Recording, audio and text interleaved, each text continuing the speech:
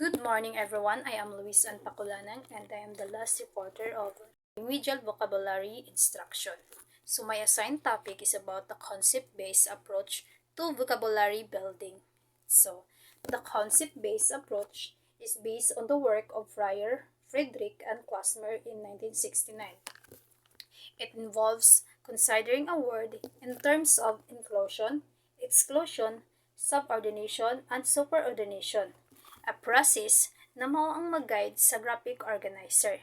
So for inclusion is unsa ang essential attributes or characteristic that must be present na something to belong to the concept. So in exclusion, what unsa ang mga na attributes that prevent something from belonging to the concept.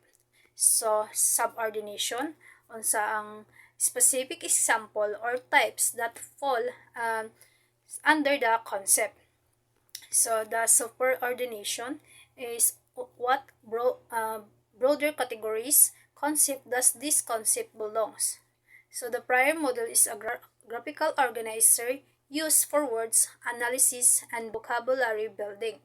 So, this four-square model prompts the student to think about and describe the meaning of a word or concept by defining the terms, describing the essential characteristic, providing example of the idea, and offering a non-example idea. And we have here the prior model. So for us sa word is mao siya ang dog. So the first is the definition.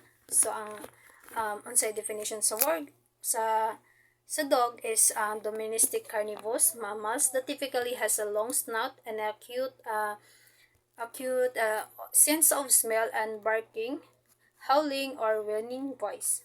So, sa characteristic is diri ma-identify or ma-distinguish ang term. So, naa siya 4 legs, 4 or hair, barks, and loyal. So, let's proceed to the example. So, example is a concrete application or relevant illustrate of characteristic. Sumano sila ang Nile Labrador, German, Poodle, Bengal, and Chihuahua. So, let's proceed to the non-example. Dili siya fit sa characteristic. Cat, bird, fish, snake, and lion. Why this is important? So, this approach is nag-encourage of high-order thinking skills like analysis, comparison, and classification na makahelp sa student to build a more robust and flexible understanding of concept rather than just memorizing sa definition.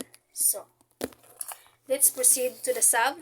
Sub stand for subjective approach to vocabulary. So sub builds on experience and knowledge students have already acquired. Students use personal experiences or association to build a strong memory and meaning of a new vocabulary word. A guided talk to is led by teacher to help students become better strategic reader and make connection between each other word and their personal experience. This means sa pag-connect sa new word to things nga na they already know. So, for personal experiences, students are encouraged to use their own experiences or create association with the new words to strengthen sa ilahang memory and understanding. A guided talk to teachers facilitate sa discussion at talk to the guide student in making and these personal connections. So the goal is to help students become more strategic reader, meaning they can actively use vocabulary skills to understand the text better. Sub is a method kung asa maka-learn new words by relating them to your own life. Instead, sa pag-memorize sa definition, you think about how the word connects to your experiences, memories, or things na imong nabalaan. So, teachers guide you in this process and research suggests it's very effective. The effective way to learn a vocabulary. So, This is important by deeper learning, connecting siya sa bagong words to personal experience, create deeper and more meaningful learning. So, personal connection make it easier para ma-remember ang new words. So, strong vocabulary skills are essential for understanding you read. So, encourage active participant and engagement in the learning process. Let's proceed to the motor imaging. First is a physical, sensory, or proprioceptive learning can be interiorized. They also can be self-stimulating and such as the easier to rehearse and recall with the slightest mental reminder. So, proprioceptive learning can be interiorized. This means na ang physical action and sensation become deeply ingrained sa atong memory. So, because the learning is connected sa physical memory, mas madali ma-remember with just a small mental prompt. So, think of remembering nagtuon ka sa unsaon pag how to ride the bike, and after years, your body is remember sa Second is the proprioceptive learning is so basic to human learning that is common to all learners, fast and slow. This type of learning is effective sa tanan regardless of their learning speeds or abilities. It caters a different learning style.